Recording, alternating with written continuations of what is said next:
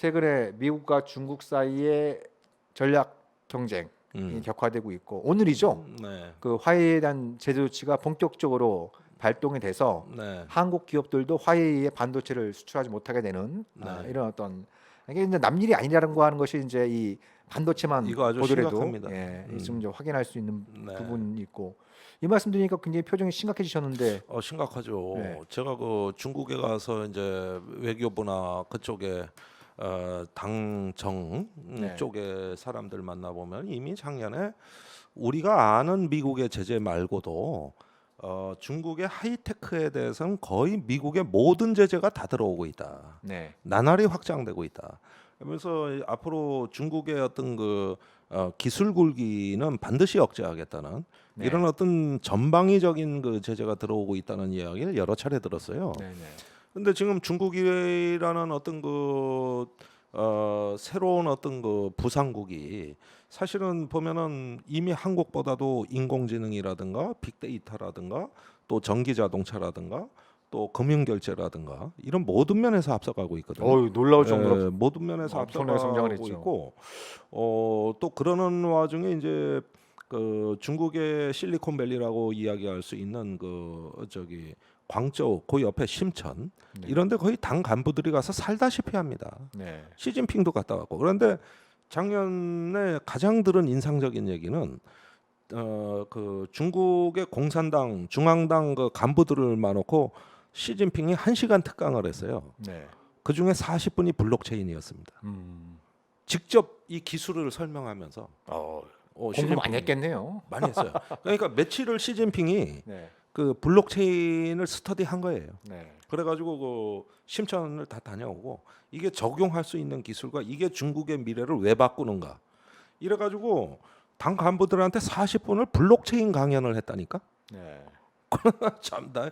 그만큼 이제 이 기술 이른바 중국 제조 2025 이래가지고 이제 기술 굴기를 강조를 해왔는데 중국이 그런 야심을 드러내면 드러낼수록 미국 주도의 기술 제재, 경제 제재가 굉장히 강하게 들어오고 있어요. 뭐 그러니까 화웨이는 이게 이제 그 하나의 사례인 것이고 대표적인 이미 사례이고. 전쟁은 저는 4, 5년 전부터 시작됐다고 보는데 네, 그 경연제로 열릴 겁니다. 그 보스턴 포럼이라는 게 있습니다. 네, 이게 전 세계 인공지능 학자들이 모이는 그 인공지능에 가장 권위 있는 학회예요. 네, 그 포럼이 열리는데 이 포럼에서 한 4, 5년 전부터 인공지능 경진 대회를 했어요.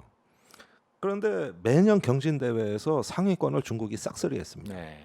이때 미국이 받은 충격이 어마어마하고 전 세계 핵심 인력, 인공지능의 핵심 인력을 10,000명으로 보는데 그 중에 6,000명이 중국인이랍니다. 네. 그러니까 야 이러다 다 털린다. 이게 미국의 공포예요. 과거에 30년 전에 그러니까 3, 40년 전에 미국이 일본한테 느꼈던 공포입니다. 그때 당시에 그 일본 제조업과 부동산, 금융 이게 결국 어마어마했죠. 저 미국을 집어 삼킨다고 본 거거든요. 네. 그래서 그 뉴욕에 가면 쓸만한 빌딩 일본이 마구마구 사들였거든. 그렇죠. 어. 그때 이래- 도쿄의 부동산 가격이 미국 전체를 합친 거에 비슷한 정도로.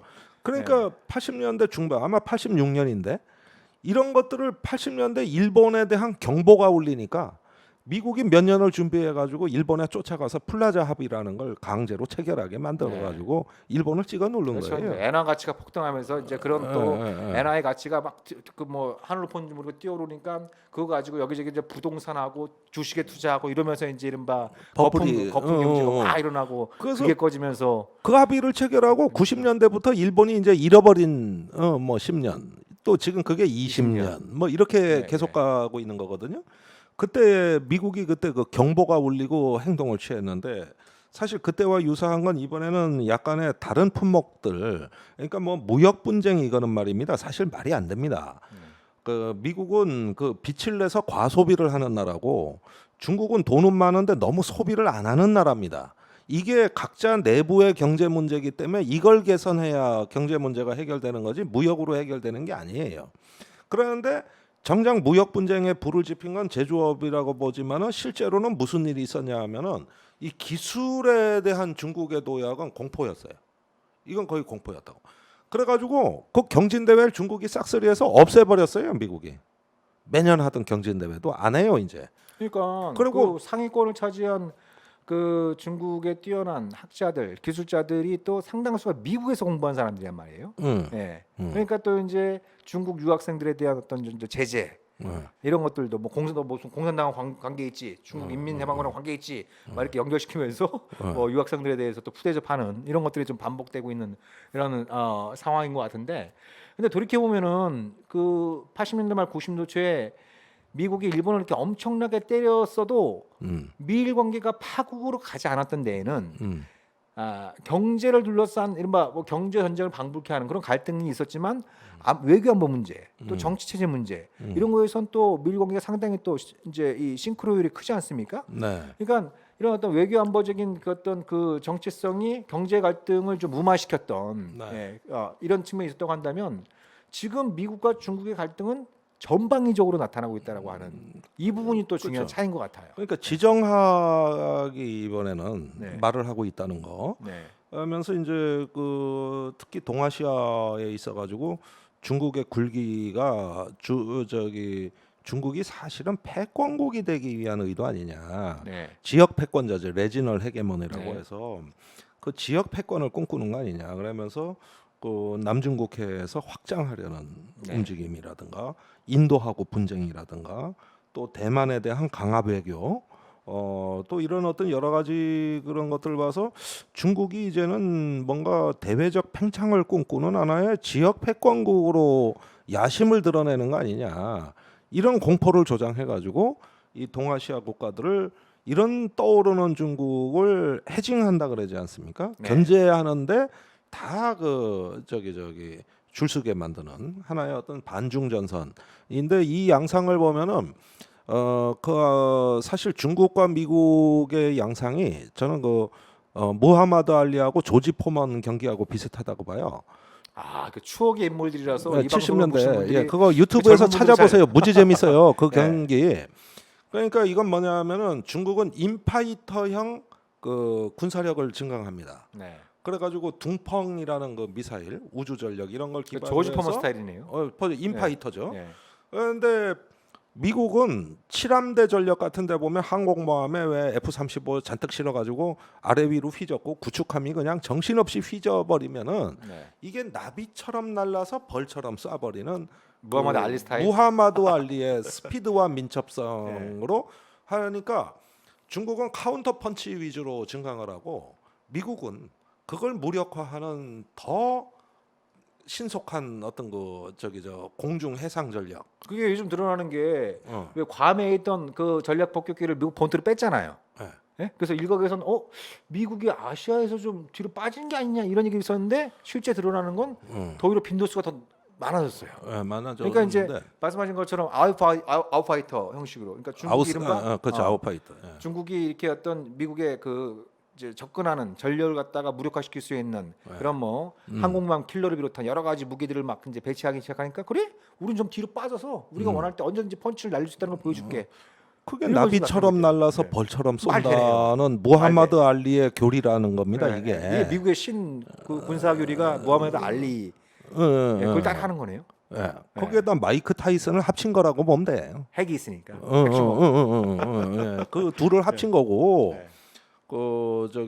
중국은 프레이저 플러스 조지 포먼을 합친 거. 그래서 인파이터형 권투 전문가시네. 예요. 네. 어떻게 비유할까? 이 네. 둘의 군사력의 성격의 지향이 약간 차이가 있는데 이걸 어떻게 설명할까 보니까 이 비유가 그러니까 이 맞다, 군사력의 이게. 차이를 설명하는 건 의미고 이걸 그 권투 선수에 비유하는 건 재미. 그래서 의미와 재미를 같이 추구하시는 이런 지금 시도를 하고 계시네요. 그런 거죠. 네네. 예. 이어가시죠. 그래서 제 얘기는 이겁니다. 네. 그러다 보니까 그 경제, 안보, 외교에 있어가지고 미국이 이제 인도 태평양 전략이라 그래서 네. 이게 오바마 시절부터 이제 본격화해가지고 저 인도양부터 태평양까지 전부 다, 전부 다 이런 거를 어떤 중국을 견제하는 어떤 그 세계 호로 만드는데 이 중에 핵심 개념이 힘의 다이아몬드 개념입니다. 네. 다이아몬드가 마른 목걸이잖아요. 네. 그 꼭지점의 맨 위쪽엔 일본이 있고 서쪽에는 인도가 있고 남쪽에는 호주가 있고 그다음에 동쪽엔 하와이가 있는 겁니다. 네. 이걸 연결하면 힘의 다이아몬드가 완성이 돼. 이거를 기본 프레임으로 반중전선의 중핵으로 삼겠다는 건데 그 호주의 말입니다. 네. 저기 한반도 면적보다 더 넓은 지역에 걸쳐서 우주 감시 기지가 완성이 됐습니다. 네. 그러니까 아니, 남한 면적보다도 더 남한 커. 면적, 한국보다. 호주의 그 네. 사막지대에 남한 면적보다 더 큰데 센서를 다 깔아놨어요. 네. 그래서 거기를 남쪽에 발진 기지로 하고 그다음에 북쪽은 일본으로 해가지고 이 힘의 다이아몬드 체제를 다이아몬드 같이 강하게 지금까지 이제 다져왔다고요. 물론 완성된 체제는 아닙니다. 네. 그런데 최근에 이제 그 쿼드라고 하는 건 이 네 개를 연결했다는 의미인데 그걸 힘의 다이아몬드라고 하는데 여기에 뉴질랜드, 한국, 베트남도 들어와라. 그렇죠. 이제 쿼드가 지금은 이 네. 쿼드가 쿼들리얼 레터럴 네. 시큐리티 다이알로그 그러니까 사자 안보 대화 미국, 일본, 인도, 호주 이 사자 간 안보 대화인데 여기에 한국, 베트남, 뉴질랜드도 들어와라. 들어와라. 이런 게 이제 얼마 전에 그 스티븐 비건 미국 그 국무부 부장관이 얘기를 했던 거죠. 예. 근데 예. 가만히 보면은 그 90년대까지만 하더라도 미국의 동아시아 동맹이라고 하는 게 이른바 이제 그 허브 앤 스포크 그래가지고 허브는 미국이고 이제 바퀴살 모양으로 양자 동맹식으로 이렇게 쭉 돼 있었는데 이게 뭐 부시 때 잠깐 선보이고 오바마 때는 이른바 삼자 그래서 뭐 삼자 부지로 연결하다가 이번에는 이제 사자로 연결했다가 우리 연결한 김에 이제 아예 칠자로 가자. 그래서 뭐 칠자로 동아시아판 나토 이게 좀 어떠냐 뭐 이런 얘기들이 나오는 거죠. 예. 예. 그래서 CSIS라는 그 연구기관에서는 이런 걸 페더럴 시큐리티 아시아형 연방 안보 개념이 어떠냐. 아이고. 예, 이런 좀 페더럴리즘 여기서 나오네. 이런 용어까지도 네. 나왔고 네. 또 뭐 그 나토와 같은 그 컬렉티브 시큐리티 그러니까 집단 안보로 이야기하기도 하고 근데 동아시아는 그 무엇라고 딱히 규정은 못하지만 유럽 같은 뭐 단일 사령부 밑에 각 국가의 군대가 존재하는 완전히 집단군의 형태로 통일돼 있는 이런 거는 아니겠지만 뭐 단기적으로 들어가 봐야죠. 예.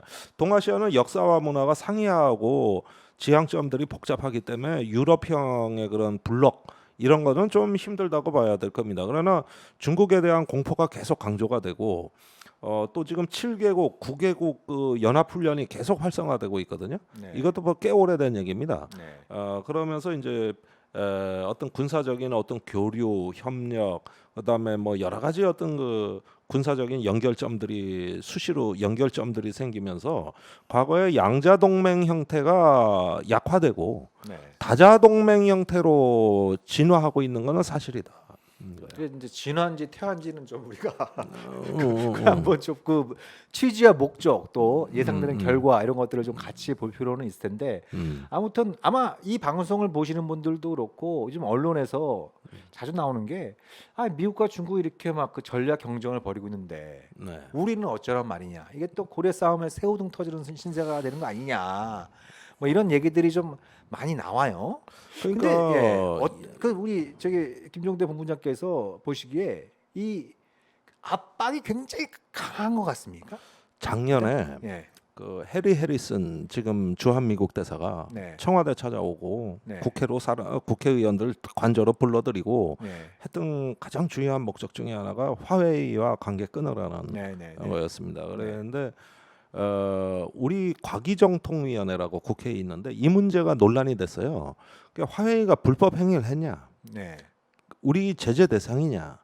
이러는데 결론을 못 내리고 아직은 증거가 없다로 결론 났습니다. 그렇죠. 예. 예, 그때 영국 정보 보고서를 참고로 했다 그래요. 그렇죠. 예. 예, 그거는 이제 박선숙 의원이 그걸 이제 스터디해가지고 저한테 이야기를 해줬는데 자기가 그 보고서를 참고했을 때 화웨이를 그 제재해야 된다는 미국의 주장은 근거가 없다. 이거를 박선숙 의원이 미국 가서도 얘기하고 그랬어요. 네. 저는 그때 그런 거 직접 보고 또 그 이외에도 많은 학자들이 그런 걸 완곡하게 얘기를 했습니다. 네. 그런데 그 미국의 시각은 뭐냐면은 미국은 사유 프라이빗 이 저 개인 정보란 게 없다. 법 체계가 중국 정보가 요청하면 다 내놓게 돼 있다. 네. 그래서 불법의 개연성이 많다는 거예요. 그러니까 이제 가능성만 놓고 그것만 그러니까 갖고 한 이제 거예요. 화웨이가 백도어 프로그램을 이용해서 뭐 민감한 국가 안보상의 정보를 뭐 중국 공산당이나 인민해방군한테 넘길 어. 이 개연성을 가지고 이제 제재를 가한 건데 사실 미국이 해봤잖아요. 해봤죠. 예, 그 국가안보국 NSA 프로그램을 통해서 전 세계적인 그 도청망, 예. 이런 IT 기술 이용해서 막 도청망 깔았고 하다못해 그 메르켈 총리가 사적으로 통화 내용까지 다 그것까지 도청해갖고 그 에슐론이라고 네. 미 NSA의 그 감청 위성 네. 이게 목소리를 찾아내서 감청해요. 그러니까 그러니까 그 엄청난 기술인 것 같아요. 전 세계 수백만 명의 음성 데이터를 갖고 있다고. 네.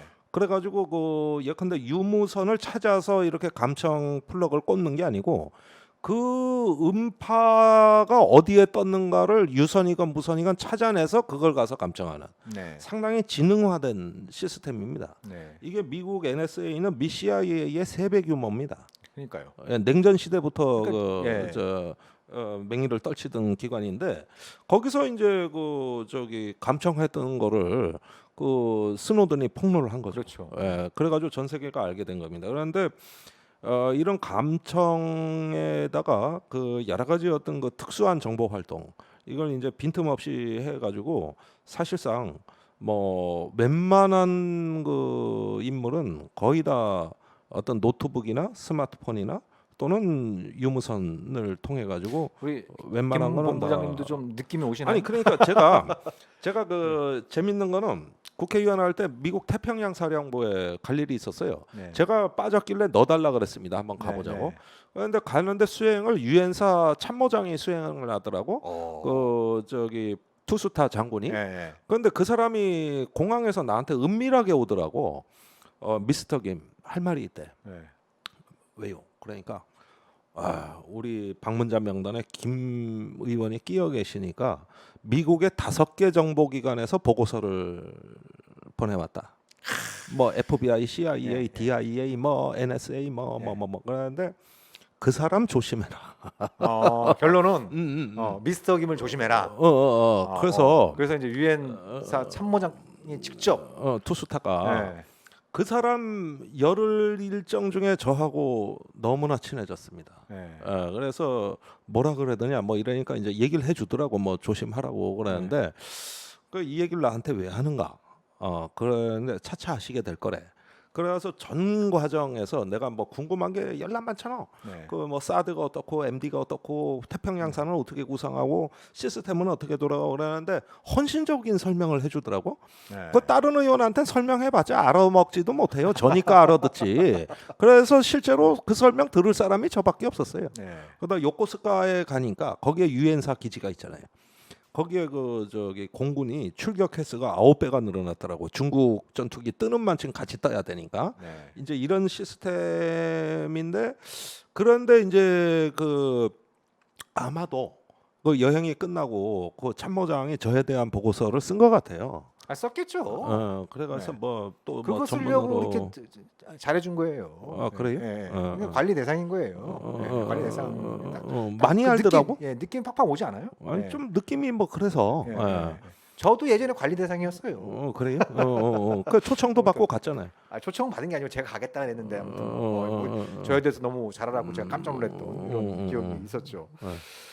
아무튼 뭐 그런 우리가 이제 미중 관계에 대해서는 앞으로도 이제 기회 있을 때마다 또 기회가 되면 또 전문가를 모셔가지고 말씀을 깊이 있게 나누겠지만 한편으로는 좀 걱정이 드는 건 분명해요. 네. 예상했던 것보다 미중 관계가 좀 안 좋은 방향으로 가고 있다. 좀 빨라졌다. 빨라졌어요. 속도도 그렇고 깊이도 그렇고 네. 좀 안 좋은 방향으로 가고 있고 그 속에서 좀 우리가 여러 가지 곤혹스러운 이런 네. 어떤 부분들은 좀 있다. 근데 이럴 때일수록 좀 원칙을 잘 잡는 게 중요한 것 같아요. 뭐 그때 사안에 따라 판단하는 것도 중요하겠지만 딱 우리의 기준을 명확히 잡는 게 굉장히 좀 중요한 그렇죠. 것 같아요. 그러니까 한미 동맹은 뭐 상호 방위 조약이나 그 위에 뭐 소파 비롯한 여러 가지 법칙에 나와 있는 것처럼 명백히 상호 방위 조약이니까 양자 조약이니까 이걸 넘어선 지역 동맹화 특히 중국을 겨냥한 형태의 동맹 관계로의 변질은 받아들일 수 없다. 그래서 미국이 좀 미련을 못 갖도록 하는 게 뭐 초기에 갈등이 일어나겠지만 그런 부분도 중요한 것 같고 또 뭐 미국은 중국의 어떤 그 민주주의에 역행하는 태도에 대해서 굉장히 좀 비난을 많이 하지만 또 이 또 뭐 한 나라 내부의 민주주의도 중요합니다만 국가들 사이의 민주주의, 네. 주권 존중도 굉장히 중요한 거 아니겠습니까? 그 부분이 그 중국의 입장이 나왔습니다. 그 폼페이오 장관이 이제 그 닉슨 독트린은 실패했다. 네. 그 중국을 키운 건 실수라는 이야기고 이제 두들겨 패겠다는 얼마 선전포고를 전에 그 했을 때 그 조 바이든 그 민주당 후보도 고해성사했어요. 예. 네. 그러자 최근에 인민일보에서 3개 면을 할애해 가지고 네. 26개 반박문을 내보냈어요. 네. 그래서 그게 중국의 뛰어난 학자들을 다 동원한 거라는 거예요. 네. 그래가지고 근데 이 26개 반박문을 국내 보도한 언론이 없어요. 그걸 좀 읽어봐야 돼. 유일하게 문정인 대통령 특보가 네. 그걸 읽고 한겨레 신문에 쓴 글이 있습니다. 네네. 그 내용에 의하면은 그 중국의 반박문의 문제점은 너무 표현을 모호하게 해서 오해를 많이 산다. 네. 분명하게 구체적으로 얘기해야 되는데 중국 정부가 그걸 잘 안 한다. 그다음에 중국 예외주의가 있다. 중국은 특별하다는 의식입니다. 네. 중화 뭐 이런 민족 의식 자극하고 이런 예외주의가 아직도 있다. 세 번째는 패도의 정치를 버리고 왕도의 정치로 나가는 네. 조금 더 어떤 그 저 구체화된 정책이 결여돼 있다. 이렇게 해서 자꾸 이제 중국이 변명만 하려는 걸로 안 통할 거다. 그러니까 중국은 이렇게 잘 봐야 이제 될 게, 지적을 했는데 예, 상당히 그렇죠. 적절한 지적이었습니다. 그렇죠. 그러니까 중국에 대해서 비판하는 사람이나 뭐 단체나 국가 좀 많이 있지 않습니까? 네. 뭐 이들 중에는 뭐 중국에 대해서 별로 좋지 않은 감정 때문에 또 뭐 여러 가지 뭐 이해관계 상충 때문에 그러는 어떤 세력들도 있겠지만 중국이 잘 돼야 더불어 잘 된다. 라는 생각을 가지고 애정 어린 충고를 하는 사람들도 많지 않게 있거든요. 있죠. 근데 대표적으로 중국은 키신저죠. 중국이 헨리 잘 그 키신저. 구분을 못 해오는 것 같아요. 그래서 예. 굉장히 뭐 이렇게 비판하는 거에 대해서 좀 그 과민 반응하는 그런 태도부터 좀 바꿔야 된다. 예. 이런 느낌도 좀 강하게 드는 거죠. 근데 중국과의 갈등은 미국도 상당한 희생을 감수하지 않으면은 그 저 분쟁이 될 수가 없습니다. 미국도 그래서 그 저기 예. 뭐 미국이 일방적으로 두들겨 패고 중국이 얻어 터지기만 합니까?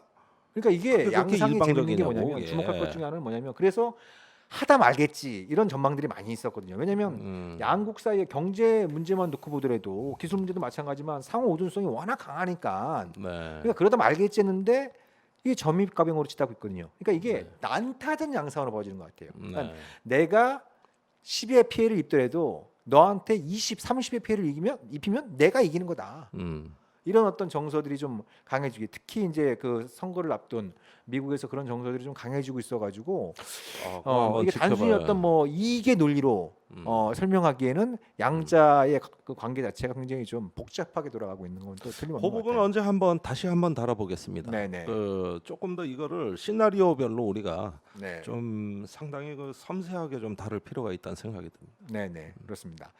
자 오늘 평화로에서는 뭐 여러 가지 주제를 좀 많이 짚어봤습니다. 네. 그래서 이건 뭐 앞으로도 계속될 성격의 문제들이기 때문에 앞으로도 뭐 차분히 또 짚어보는 시간을 좀 갖도록 하고요. 오늘 평화로 오늘은 여기까지 네. 방송을 진행하고 인사를 드리도록 하겠습니다. 장시간 시청해 주셔서 감사드립니다. 감사합니다.